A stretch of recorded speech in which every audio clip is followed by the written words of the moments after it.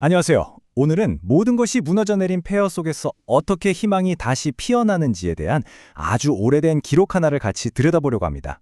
한 문명이 철저하게 붕괴하고 또 그 잿더미 속에서 어떻게 새로운 시작의 가능성을 찾아내는지 그 여정을 함께 따라가 보시죠. 자, 한번 생각해 보세요. 모든 것이 완전히 파괴되고 사라진 후에 과연 무엇이 남을까요?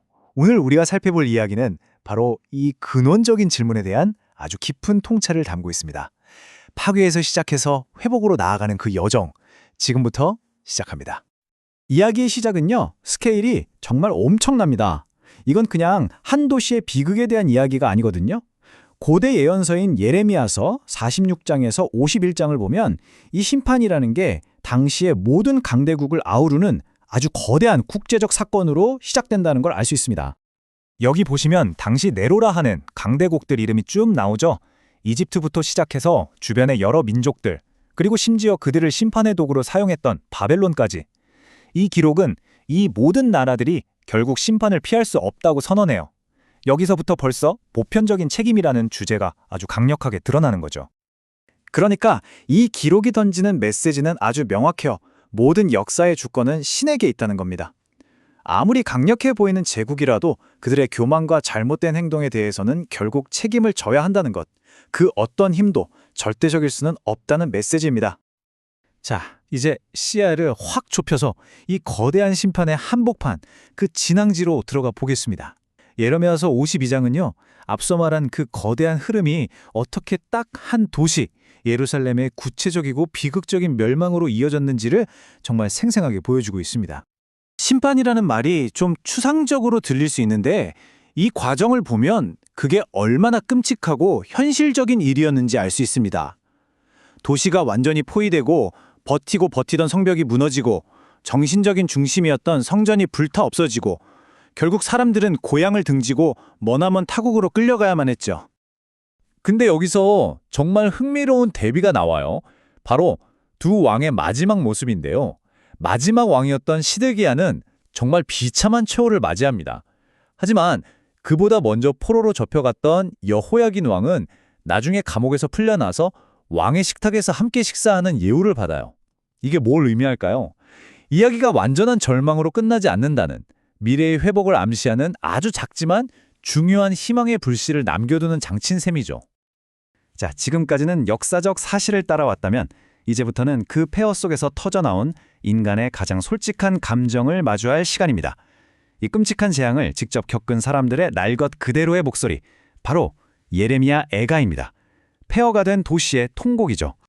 예레미야 애가, 말 그대로 애가, 슬픔의 노래예요. 이건 그냥 역사 기록이 아니에요. 모든 걸 잃어버린 사람들이 폐허가 된 도시를 보면서 터뜨리는 처절한 절규이자 탄식입니다.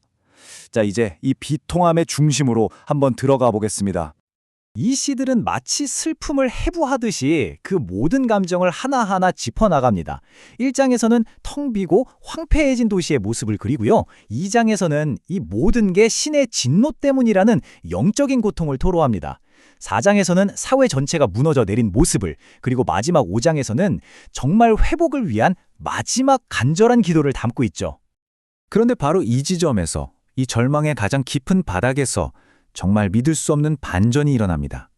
그토록 슬퍼하고 신의 진노를 노래하던 바로 그 한가운데서 이야기는 아주 급격하고 놀라운 방향으로 전환됩니다. 모든 게 끝났다고 생각한 바로 그 순간, 잿더미 속에서 하나의 선언이 울려 퍼지기 시작합니다. 과연 뭘까요? 이 가장 어두운 순간에 터져나오는 메시지에 한번 귀 기울여 보시죠. 바로 이겁니다. 이게 오늘 이야기의 핵심이자 심장이에요. 폐허에서 부흥으로 넘어가는 그 결정적인 한마디죠. 그 끔찍한 심판과 진노를 겪었음에도 불구하고 신의 사랑과 자비는 끝이 없고 매일 아침마다 새롭게 시작된다는 이 선언.